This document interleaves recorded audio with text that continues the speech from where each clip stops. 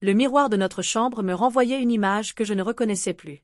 Mes cheveux étaient défaits, ma robe froissée, et dans mes yeux brillait quelque chose que je n'avais pas vu depuis des années, de la peur. Pas la peur ordinaire, celle qu'on ressent avant un examen ou un entretien. Non, cette peur-là était viscérale, primitive, comme si mon corps avait compris avant mon esprit ce qui se tramait dans l'ombre. 3 heures plus tôt, j'étais encore cette femme parfaite que tout le monde enviait. Clara Martineau, 32 ans, architecte d'intérieur reconnue, épouse de Thomas depuis 8 ans. Notre maison dans le 16e arrondissement de Paris était l'illustration parfaite de ma réussite professionnelle, chaque meuble choisi avec soin, chaque couleur harmonisée, chaque détail pensé pour créer cette atmosphère de bonheur bourgeois qui nous définissait. Thomas rentrait toujours vers 19 heures de son cabinet d'avocat. Nous dînions face à face dans notre salle à manger au ton neutre, échangeant quelques mots sur nos journées respectives avant de nous installer devant la télévision, lui avec ses dossiers, moi avec mes catalogues de mobilier. Une routine bien huilée, confortable, prévisible. Mais ce soir-là, quelque chose avait changé. Tout avait commencé par un simple coup de sonnette à 18 heures. J'étais dans mon bureau à l'étage, occupé à finaliser les plans d'un loft dans le Marais, quand le carillon avait retenti. Étrange. Nous ne recevions jamais de visites impromptues. Notre cercle d'amis était restreint et organisé. Dîner planifié des semaines à l'avance, week-end en Normandie chez les parents de Thomas, soirée au théâtre avec réservation anticipée. Je suis descendu, intrigué. Par l'œilleton, j'ai aperçu un homme que je ne connaissais pas. La trentaine, cheveux bruns, costume impeccable mais légèrement froissé, comme s'il avait couru. Ses yeux verts scrutaient notre porte avec une intensité dérangeante. Madame Martineau? Sa voix était grave, teintée d'un accent que je n'arrivais pas à identifier. Oui. J'avais gardé la chaîne de sécurité. Je m'appelle Lucas Brennan. J'aurais quelque chose d'important à vous montrer concernant votre mari. Mon sang s'est figé dans mes veines. Ces mots que toute épouse redoute d'entendre, prononcés par un inconnu sur le pas de sa porte. J'ai hésité une éternité, la main crispée sur la poignée, avant d'ouvrir. Il m'a tendu une enveloppe Kraft sans un mot. Mes doigts tremblaient en la saisissant. À l'intérieur, une seule photo. Thomas, mon Thomas, dans un restaurant que je ne reconnaissais pas, face à une femme blonde que je n'avais jamais vue. Leurs mains étaient entrelacées au-dessus de la table, leurs visages rapprochés dans une intimité qui ne laissait aucun doute sur la nature de leur relation. Où avez-vous pris ça? Ma voix était devenue un murmure. Hier soir. Restaurant Le Procope, 20h30. Il consultait ses notes comme un professionnel. Cela fait 3 mois que je les suis, Madame Martineau. Votre mari et Élise Moreau se retrouvent tous les mardis et vendredis. Le sol semblait se dérober sous mes pieds. Mardi. Hier était mardi. Thomas m'avait dit qu'il dînait avec des clients japonais. Qui vous a engagé? Lucas Brennan a souri, mais ce sourire n'avait rien de rassurant. C'est là que les choses deviennent intéressantes. Personne ne m'a engagé, Madame Martineau. Je fais cela, par plaisir. Ces mots ont résonné dans ma tête comme une alarme. Par plaisir. Quel genre d'homme suivait des couples par plaisir? J'ai voulu refermer la porte, mais il a glissé son pied dans l'entrebâillement. Attendez. Vous ne voulez pas savoir qui est réellement votre mari? Sortez de chez moi. Ma voix était plus ferme, mais mes jambes flageolaient. Élise Moreau n'est pas sa première aventure, Clara. L'usage de mon prénom m'a fait frissonner. Et elle ne sera pas la dernière. Mais elle est différente. Elle sait des choses sur vous. Des choses qu'elle n'est pas censée savoir. Il a reculé d'un pas, sortant une carte de visite de sa poche. Appelez-moi quand vous voudrez la vérité. Toute la vérité. J'ai claqué la porte et me suis adossé contre elle, le cœur battant à tout rompre. La photo gisait sur le parquet, accusatrice. Thomas et cette femme. Cette Élise qui connaissait des secrets me concernant. Les heures suivantes avaient filé dans un brouillard de questions sans réponse. J'avais caché la photo dans mon bureau, incapable de la regarder de nouveau, incapable aussi de la jeter. À 19 heures précises, Thomas était rentré comme chaque soir, embrassant distraitement ma joue avant de monter se changer. « Bonne journée, chérie ?» »« Oui, et toi? Comment s'est passé ton dîner hier? » »« Dîner ?» Il avait marqué une pause imperceptible en nouant sa cravate. « Ah, les Japonais. Excellent. Ils vont sûrement signer. » Le mensonge avait coulé de ses lèvres avec une facilité déconcertante.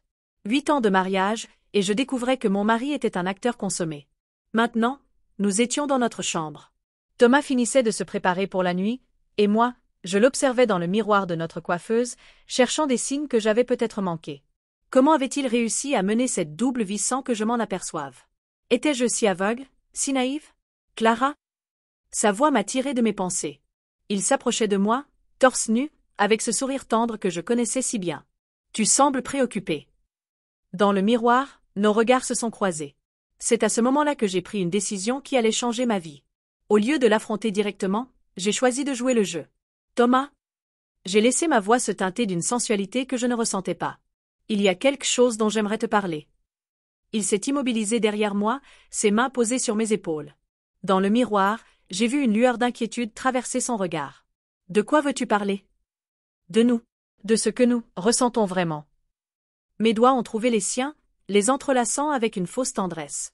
Il fallait que je comprenne qui était réellement l'homme que j'avais épousé. Et pour cela, j'étais prête à plonger dans un jeu dangereux dont je ne mesurais pas encore toutes les conséquences. Il y a des choses que je n'ose pas te dire, Thomas. Des désirs que je cache depuis trop longtemps. Son reflet dans le miroir avait changé.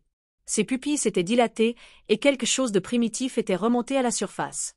Quelque chose qui me faisait comprendre que je ne connaissais pas du tout l'homme qui partageait mon lit depuis 8 ans. Quel désir, Clara? Sa voix s'était faite plus grave, plus rauque. Ses mains ont glissé le long de mes bras, et j'ai senti mon corps se tendre malgré moi. La frontière entre la manipulation et l'attraction devenait floue, dangereusement floue. Montre-moi d'abord les tiens, ai-je murmuré en soutenant son regard dans le miroir. Dis-moi ce dont tu rêves vraiment quand tu me regardes. Un silence pesant s'est installé. Dans le reflet, j'ai vu Thomas fermer les yeux, comme s'il luttait contre une force intérieure. Quand il les a rouverts, l'homme tendre et prévisible que je connaissais avait disparu. À sa place se tenait un étranger. Tu veux vraiment savoir ce dont je rêve? La voix de Thomas avait pris une intonation que je ne lui connaissais pas. Ses mains ont remonté vers mon cou, effleurant ma peau d'une caresse qui m'a fait frissonner malgré moi. Dans le miroir, nos deux reflets semblaient appartenir à des inconnus. Oui. Le mot est sorti dans un souffle, et j'ai réalisé avec effroi que ma curiosité n'était plus entièrement feinte. Je rêve de te voir avec quelqu'un d'autre. Ces mots ont explosé dans ma tête comme une bombe. J'ai senti mes jambes se dérober, mais Thomas m'a retenu fermement contre lui.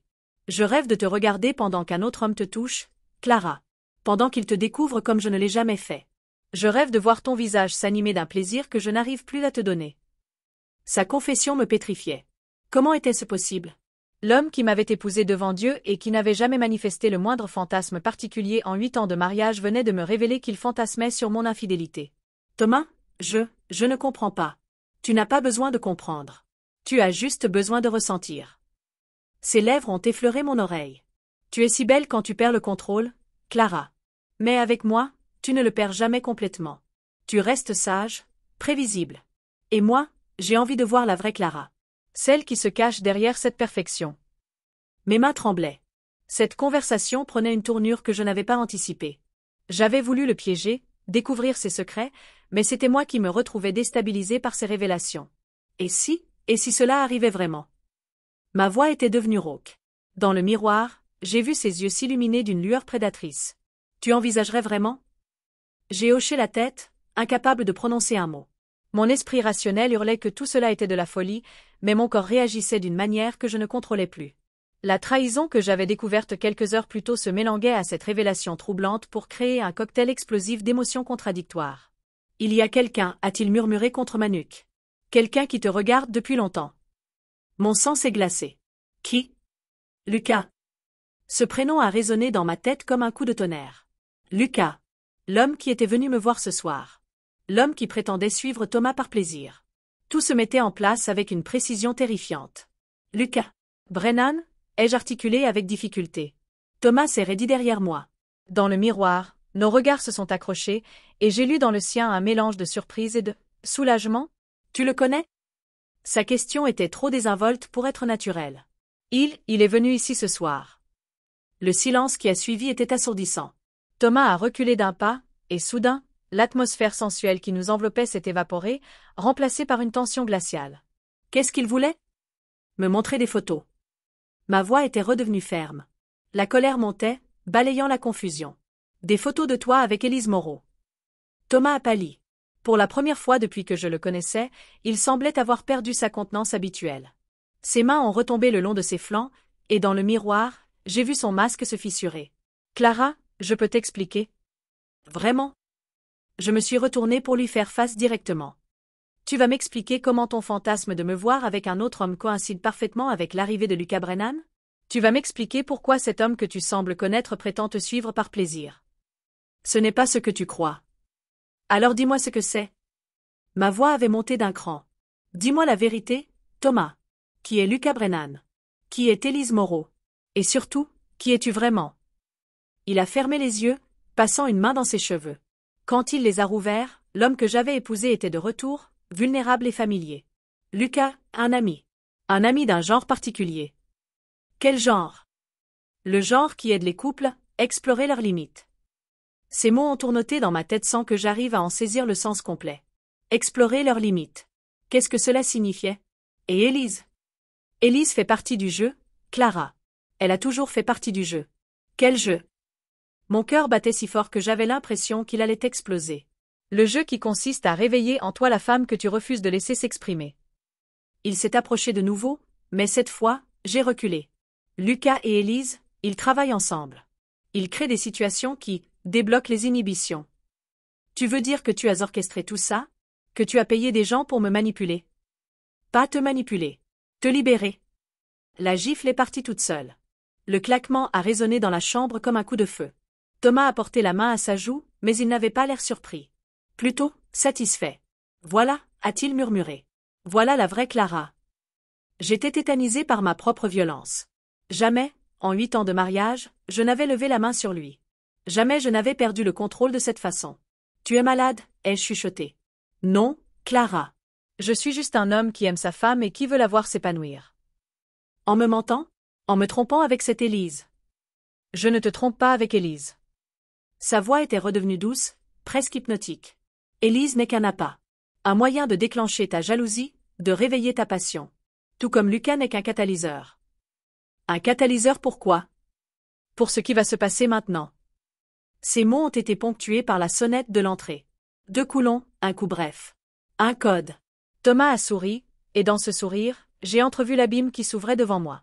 Il est venu pour toi, Clara. Qui? Lucas. Il est venu terminer ce qu'il a commencé cet après-midi. La sonnette a retenti de nouveau. 2 coulons, un coup bref. Insistant. Je ne descendrai pas, ai-je déclaré, mais ma voix manquait de conviction. Si, tu vas descendre. Thomas s'est approché de la fenêtre et a écarté légèrement le rideau. Parce que tu es curieuse, Clara. Parce que pour la première fois depuis des années, tu te sens vivante. Et parce que tu sais que si tu ne vas pas le voir maintenant, tu le regretteras pour le reste de ta vie. Il avait raison, et nous le savions tous les deux. Malgré ma colère, malgré ma peur, malgré le sentiment d'avoir été manipulé, quelque chose en moi voulait descendre. Quelque chose voulait savoir où cette folie allait me mener. Qu'est-ce qu'il attend de moi? Ce n'est pas la bonne question. Thomas est revenu vers moi, et cette fois, je ne me suis pas dérobée quand il a pris mon visage entre ses mains.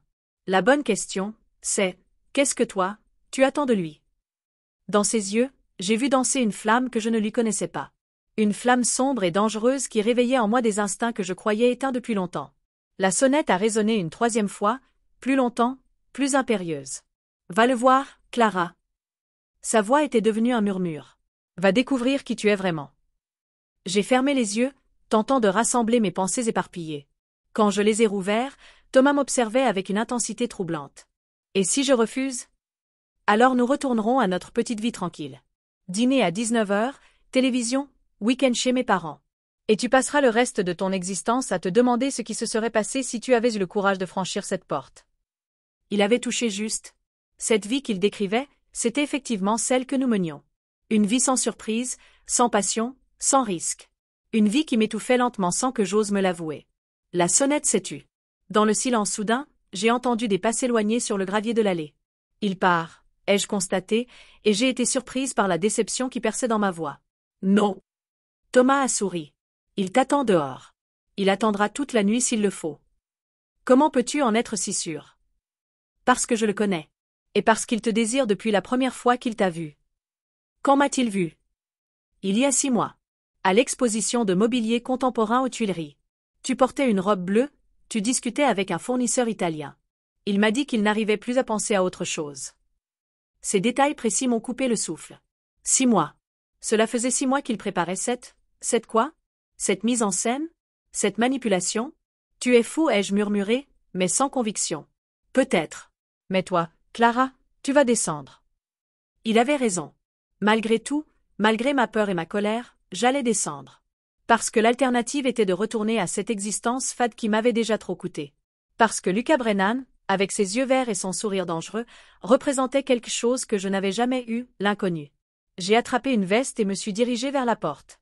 Sur le seuil, je me suis retourné vers Thomas. Quand tout ceci aura explosé, ne viens pas me dire que tu ne m'avais pas prévenu. Quand tout ceci aura explosé, a-t-il répliqué, tu me remercieras de t'avoir donné ta vraie vie. J'ai descendu l'escalier sur des jambes flageolantes, le cœur battant à tout rompre. À travers la fenêtre du salon, j'ai aperçu une silhouette appuyée contre le réverbère. Lucas. Il fumait une cigarette, patient, comme s'il avait toute la nuit devant lui. Ma main s'est posée sur la poignée de la porte d'entrée. Un pas de plus, et je basculerais dans l'inconnu. Un pas de plus, et la Clara sage et prévisible disparaîtrait peut-être pour toujours. J'ai ouvert la porte.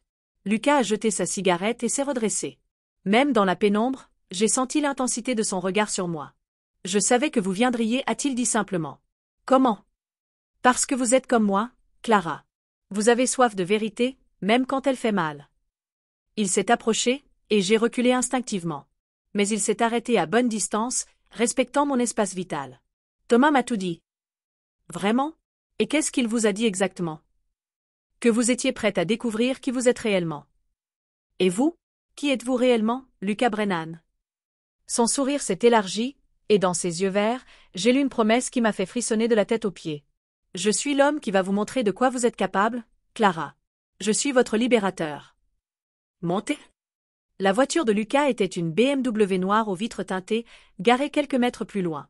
Dans la lumière blafarde du réverbère, elle ressemblait à un cercueil de métal. Où m'emmenez-vous?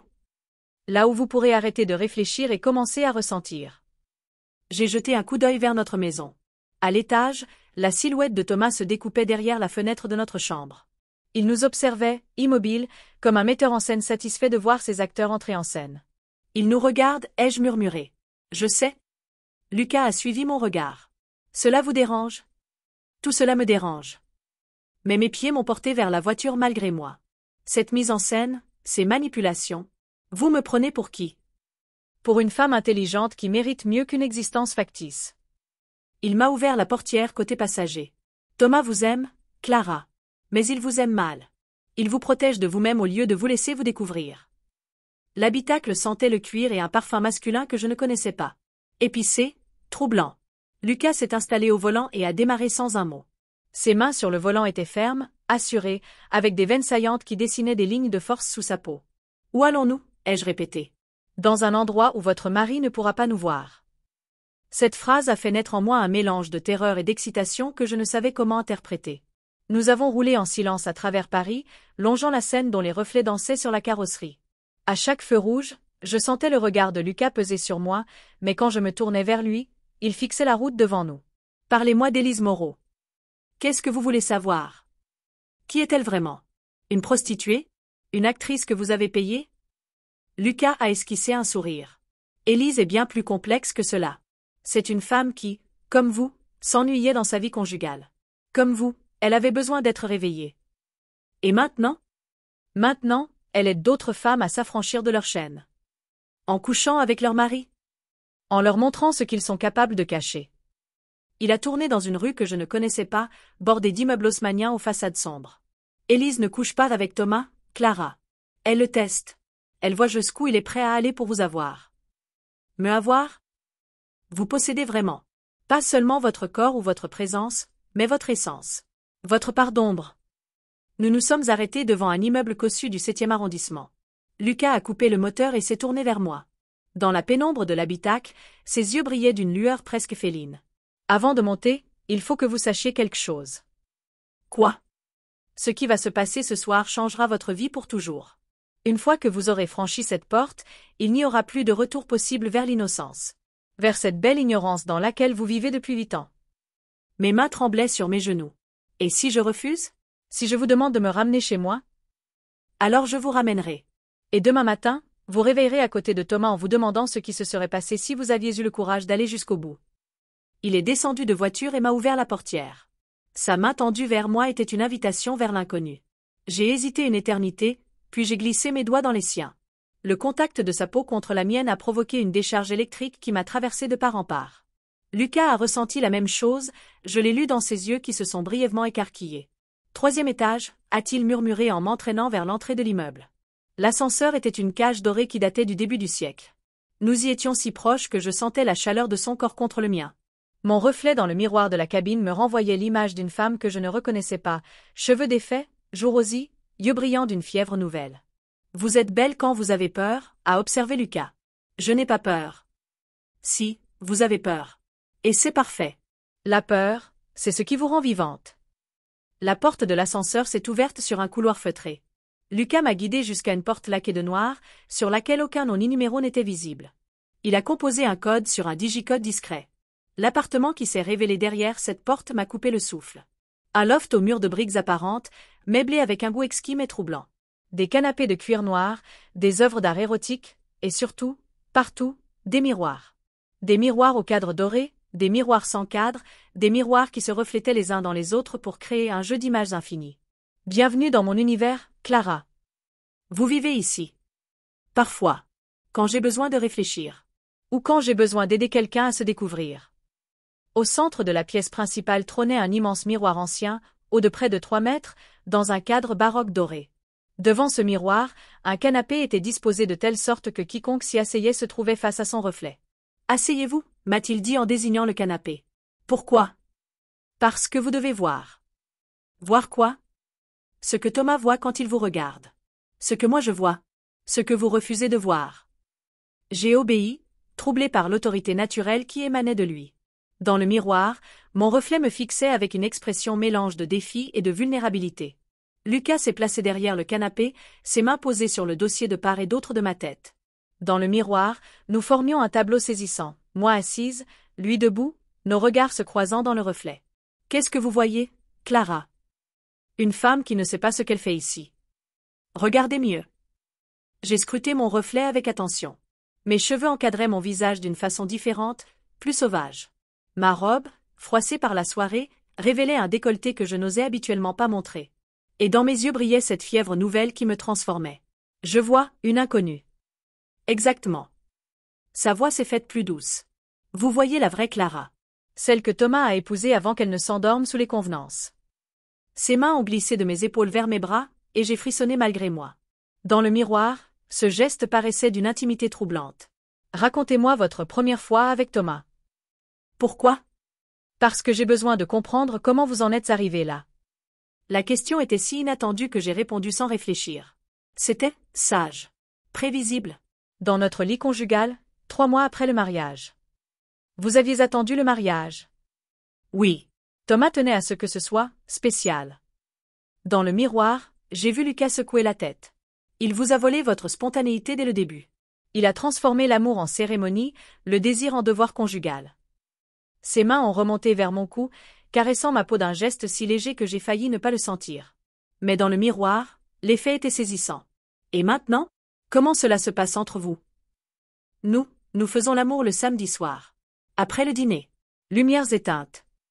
Toujours de la même façon. Toujours. Et vous jouissez? La question, directe et crue, m'a fait sursauter.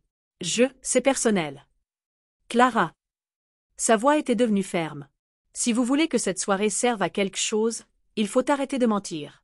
À moi, et surtout à vous-même. Dans le miroir, nos regards se sont accrochés. Il y avait dans le sien une intensité qui me mettait à nu, qui m'empêchait de fuir dans les faux-semblants. Non, ai-je avoué dans un souffle. Je ne jouis plus. Depuis longtemps. Depuis quand?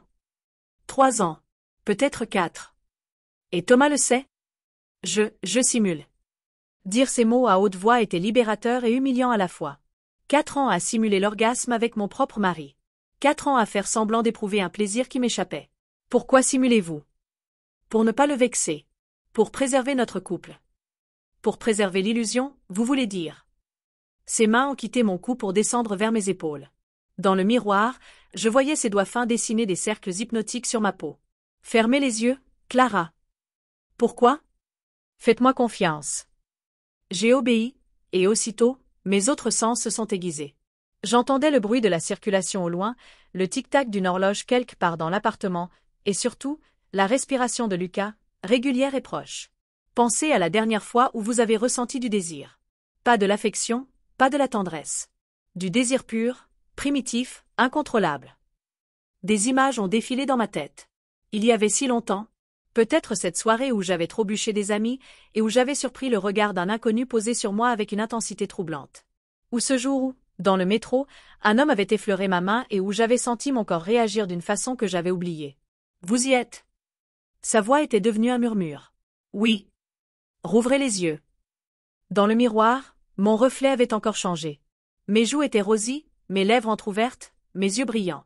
Et derrière moi, Lucas me regardait avec une expression qui m'a fait comprendre qu'il lisait en moi comme dans un livre ouvert. Voilà qui vous êtes vraiment, Clara. Une femme de feu sous un vernis de glace. Son téléphone a vibré. Il l'a sorti de sa poche, a lu le message, et son expression s'est durcie. Thomas, ai-je demandé. Non. Élise. Il m'a tendu l'appareil. Le message était court et glacial, elle sait. Tout. Fi. Qui sait? Qui sait quoi?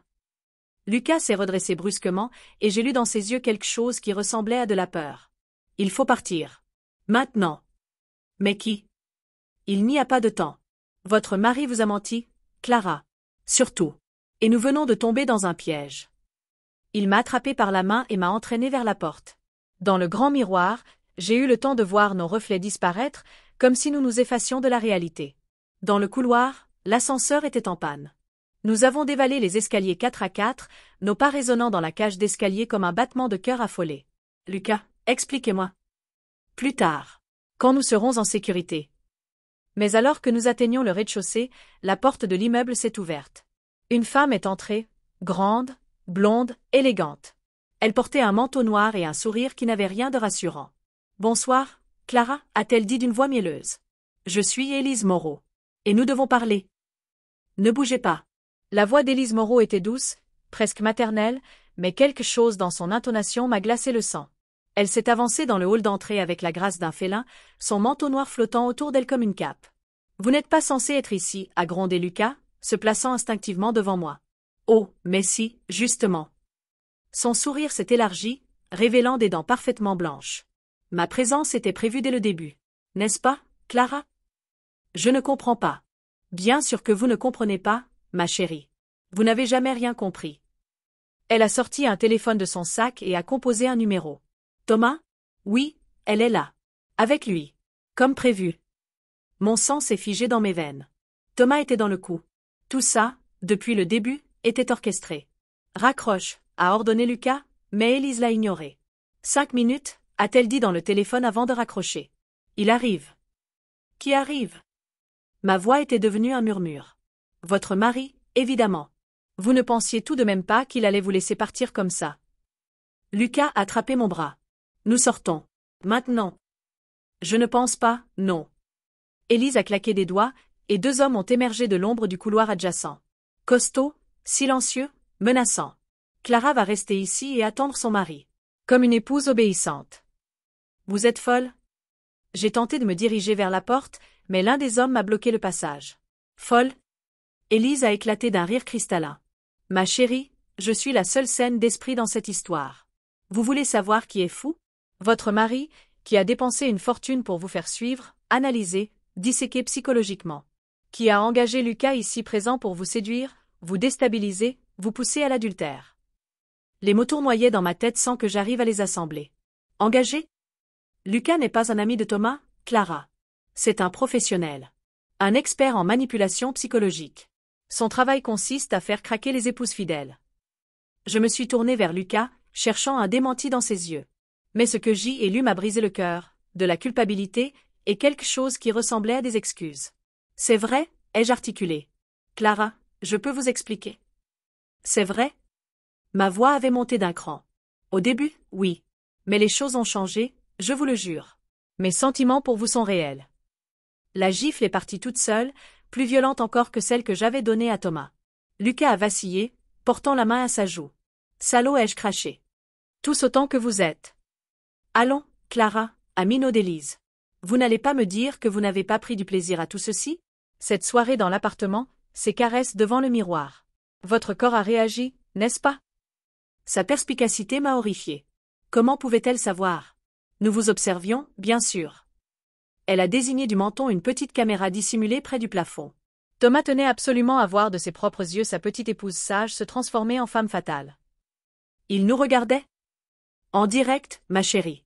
Depuis votre salon, confortablement installé dans son fauteuil préféré. L'humiliation m'a submergé comme une vague. Thomas m'avait regardé me laisser caresser par un autre homme. Il avait vu mes réactions, mes frissons, mes moments de faiblesse. Pourquoi? Ma voix n'était plus qu'un souffle. Pourquoi faire ça? Parce que votre mari vous aime mal, Clara. Il vous aime comme on aime un objet précieux qu'on expose dans une vitrine. Il voulait vous voir vous salir, vous compromettre, pour pouvoir vous pardonner ensuite et vous posséder complètement. Des pas ont résonné dans l'escalier. Thomas descendait, et chacun de ses pas martelait le sol comme un glas. Il arrive, a annoncé Élise avec satisfaction. Je ne veux pas le voir. J'ai tenté de nouveau de me diriger vers la sortie, mais les deux hommes ont resserré leur étreinte autour de moi. Oh, mais si, vous allez le voir. Et vous allez l'écouter. Parce que ce qu'il a à vous dire va vous glacer le sang. Thomas est apparu sur le palier du premier étage. Il portait un costume sombre et une expression que je ne lui connaissais pas. Froide, calculatrice, presque cruelle. Bonsoir, ma chérie. Va te faire foutre, Thomas. Il a descendu les dernières marches avec une lenteur théâtrale, savourant chaque instant de ma détresse. Un tel langage, Clara. Ce n'est pas digne de toi. Rien de tout ceci n'est digne de moi. Détrompez-vous. Il s'est planté devant moi, et dans ses yeux, j'ai lu quelque chose qui m'a terrifié. De la possession. De la jouissance. Tout ceci vous révèle enfin tel que vous êtes. Une femme capable de tromper son mari, de mentir, de se laisser corrompre. Tu m'y as poussé. Je vous ai donné l'opportunité. Libre à vous de la saisir ou non. Il s'est tourné vers Lucas. Excellent travail, au fait. Elle a mordu à l'hameçon plus vite que prévu. Lucas a serré les poings. Ce n'était pas prévu comme ça, Thomas. Vous aviez dit que ce serait juste un test psychologique. Les plans changent. Thomas a haussé les épaules avec désinvolture. Clara s'est révélée plus réactive que je ne l'espérais. Réactive. J'avais envie de le tuer. Tu veux dire quoi par réactive? Vous avez réagi à Lucas comme une chatte en chaleur, ma chérie. Vos pupilles dilatées, votre respiration accélérée, vos tétons durcis sous sa caresse. Tout cela était parfaitement visible sur les caméras. L'humiliation a laissé place à une rage pure. Tu es malade. Non, Clara. Je suis lucide. Et maintenant, vous allez l'être aussi. Il a fait un signe à Élise, qui a sorti de son sac une tablette. L'écran s'est illuminé, révélant une vidéo. Regardez. C'étaient les images de la soirée. Moi, dans l'appartement de Lucas, face au miroir. Moi, fermant les yeux sous ses caresses. Moi, gémissant malgré moi quand ses mains avaient effleuré ma peau. Éteignez ça, a supplié Lucas. Pourquoi? Thomas semblait savourer le spectacle. C'est magnifique. Ma femme, enfin libérée de ses inhibitions. Enfin vrai. Tu es un monstre, ai-je chuchoté. Je suis un homme qui vous aime assez pour vous révéler à vous-même. Et maintenant, Clara, vous allez choisir. Choisir quoi? Entre votre ancienne vie et votre vraie nature. Il a désigné Lucas. Il vous désire vraiment, vous savez. Malgré l'argent que je lui ai versé, ses sentiments pour vous sont devenus réels. N'est-ce pas, Lucas? Lucas a relevé la tête, et dans ses yeux, j'ai lu une sincérité douloureuse. C'est vrai, Clara. Je vous aime. Vraiment. Alors voici le marché, a continué Thomas.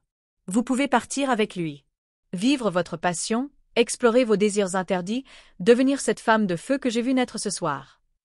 Et en échange, vous me donnez tout. La maison, l'entreprise, les comptes en banque. Vous disparaissez de ma vie, mais vous gardez votre liberté. Et si je refuse? Son sourire s'est élargi, et j'y ai lu une menace glacée. Si vous refusez, ces vidéos seront diffusées à tous vos clients, à tous vos amis, à toute votre famille. Votre réputation sera détruite, votre carrière anéantie. Et vous resterez avec moi, mais dans des conditions différentes. Différentes comment? Vous deviendrez ma chose, Clara. Entièrement. Plus de sorties sans permission, plus d'amis, plus de travail. Vous serez ma poupée parfaite, mais brisée. Le silence qui a suivi était assourdissant. Dans ce hall sordide, entouré de ces gens qui m'avaient manipulé, j'ai compris que ma vie venait de basculer dans un cauchemar. Vous me laissez combien de temps pour décider? Le temps qu'il faut. Thomas a consulté sa montre. Disons, maintenant. Lucas s'est avancé vers moi. Clara, venez avec moi. Nous partirons loin d'ici, nous recommencerons tout. Avec quel argent? Celui qu'il vous a versé pour me détruire. Nous nous débrouillerons. L'important, c'est d'être libre. Thomas a ricané. Libre?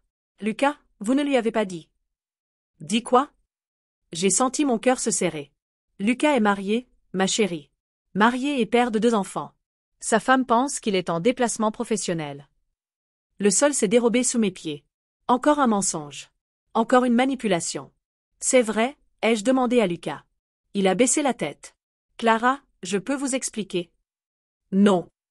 Ma voix était redevenue ferme. N'expliquez rien. Plus rien du tout. Je me suis tournée vers Thomas. Ton marché, je le refuse. Alors vous connaissez les conséquences. Parfaitement. J'ai relevé le menton, puisant dans mes dernières forces pour garder ma dignité. Mais j'ai une contre-proposition. Élise et Thomas ont échangé un regard surpris. Je vous écoute, a dit Thomas. Ces vidéos, vous allez les détruire. Immédiatement. En échange, je vous donne quelque chose de plus précieux que de l'argent ou ma soumission. Quoi? J'ai souri, et dans ce sourire, j'ai mis toute la rage et la détermination qui bouillonnaient en moi. Je vous donne votre propre destruction. Thomas a froncé les sourcils. Qu'est-ce que vous voulez dire? Je veux dire que pendant que vous orchestriez ce petit jeu pathétique, j'ai fait quelques découvertes intéressantes. J'ai sorti mon téléphone de ma poche. Votre cabinet d'avocat, vos clients japonais, vos soi-disant déplacements professionnels. Tout ça, c'est du vent, n'est-ce pas, Thomas? Son visage a pâli. Vous voulez savoir ce que j'ai trouvé? Votre vrai métier, c'est le chantage. Vous et votre petite équipe, vous piégez des couples, vous les filmez, et ensuite vous les faites chanter. Sauf que cette fois, vous êtes tombé sur la mauvaise personne. J'ai agité mon téléphone. Tout est là. Vos comptes offshore, vos précédentes victimes, vos méthodes. Et dans 30 secondes, tout cela sera envoyé à la police, aux médias, et à votre ordre des avocats.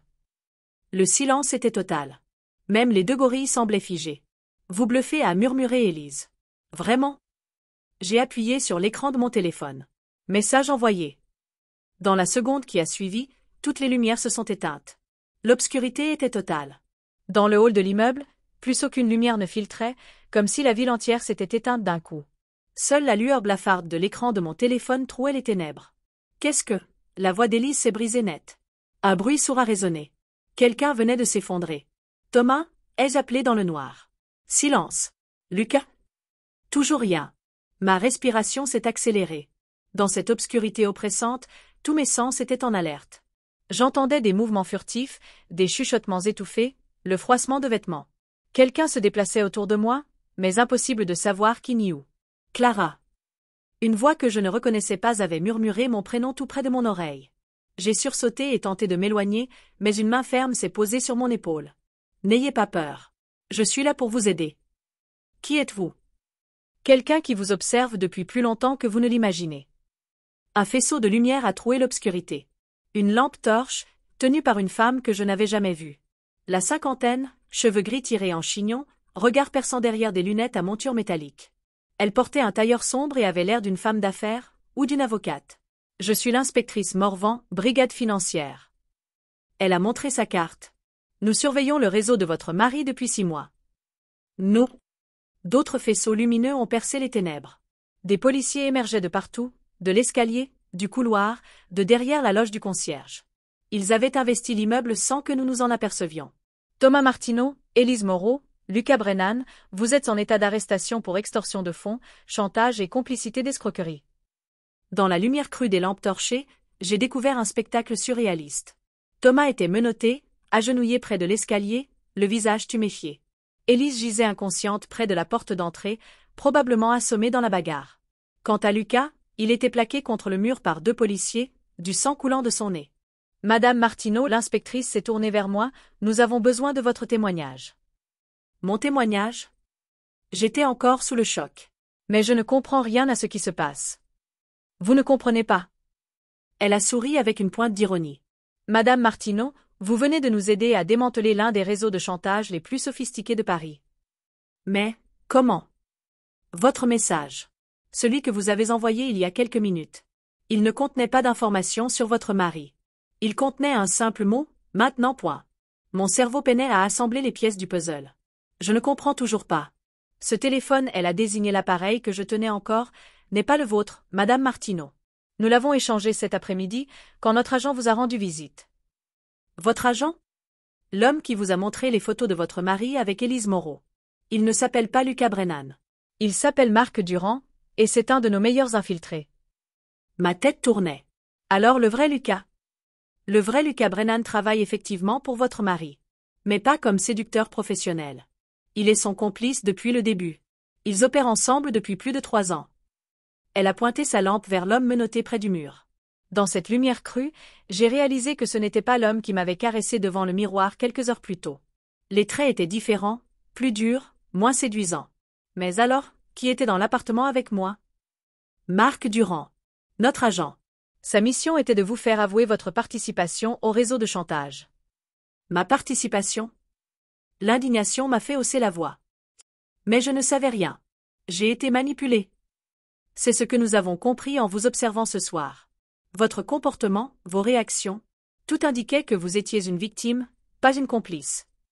L'inspectrice a fait signe à ses collègues, qui ont commencé à évacuer les suspects.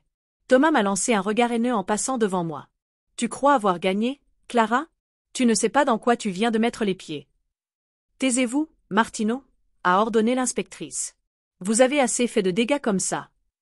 Une fois seule dans le hall, elle s'est tournée vers moi. Madame Martineau, je dois vous dire quelque chose d'important. Cette arrestation n'est que le début. Votre mari et ses complices ont détruit des dizaines de vies. Les victimes vont témoigner, les médias vont s'emparer de l'affaire. Votre nom va apparaître partout. Comme complice. Comme victime. Mais cela ne vous épargnera pas les regards, les rumeurs, les questions indiscrètes. J'ai acquiescé. Après ce que je venais de vivre, affronter les médias me semblait presque dérisoire. Il y a autre chose. L'inspectrice a hésité. Marc Durand, l'agent qui vous a accompagné ce soir. Il souhaite vous parler. Pourquoi? Il prétend que ses sentiments pour vous ont évolué au cours de la mission. Qu'ils sont devenus réels. Un rire amer m'a échappé. Encore une manipulation. Peut-être. Ou peut-être pas. Il attend dehors, si vous souhaitez l'entendre. J'ai réfléchi quelques secondes. Après toutes les tromperies de cette soirée, avais-je envie d'entendre un homme de plus me mentir? Non. Dites-lui que Clara Martineau n'existe plus. Comment cela? Cette femme naïve et manipulable que j'étais, elle est morte ce soir. Celle qui la remplace n'a pas de temps à perdre avec les hommes qui confondent mensonge et séduction. L'inspectrice a souri. Je comprends. Et vos projets maintenant? Recommencer. Loin d'ici, loin de tout ça. J'ai regardé une dernière fois le hall où ma vie avait basculé. Être enfin celle que j'ai toujours voulu être. Et qui êtes-vous, Madame Martineau? Une femme libre. Dehors, l'aube commençait à poindre sur Paris. J'ai inspiré profondément l'air frais du matin, sentant pour la première fois depuis des années que je respirais vraiment. Mon téléphone, le vrai cette fois, a vibré. Un message d'un numéro inconnu. Clara, c'est Marc. Je sais que vous ne voulez pas me parler, mais il faut que vous sachiez quelque chose. Cette nuit n'était pas entièrement planifiée. Ce que j'ai ressenti pour vous était réel. Si un jour vous changez d'avis, vous savez comment me joindre.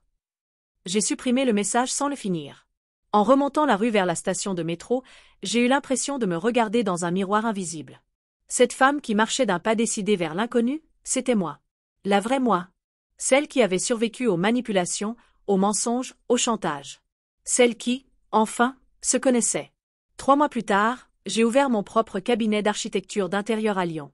Loin de Paris, loin des souvenirs, loin de tout ce qui avait failli me détruire.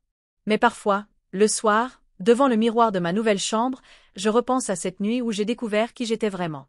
Et dans mon reflet, je vois encore briller cette flamme que Thomas avait voulu contrôler, qu'Élise avait voulu corrompre, que Lucas avait voulu séduire. Cette flamme qui m'appartient désormais entièrement. Hier, j'ai reçu une lettre de la prison où Thomas purge sa peine. Une seule ligne. Je t'observe encore, Clara. Et je n'en ai pas fini avec toi. J'ai brûlé la lettre dans la cheminée de mon salon, en souriant. Il peut toujours observer. Mais celle qu'il cherche du regard n'existe plus. À sa place se tient une femme qu'il n'a jamais connue, qu'il ne connaîtra jamais. Une femme qui, devant son miroir chaque matin, se dit simplement « Bonjour, Clara. Aujourd'hui, tu vas vivre ta vraie vie. » Et chaque jour, cette promesse devient un peu plus vraie. Mais Thomas avait raison sur un point, ce n'était que le début. Cette histoire explore les thèmes de la manipulation psychologique, de la découverte de soi et de la reconquête de son identité. À travers le parcours de Clara, elle interroge les limites entre désir et manipulation, entre libération et destruction.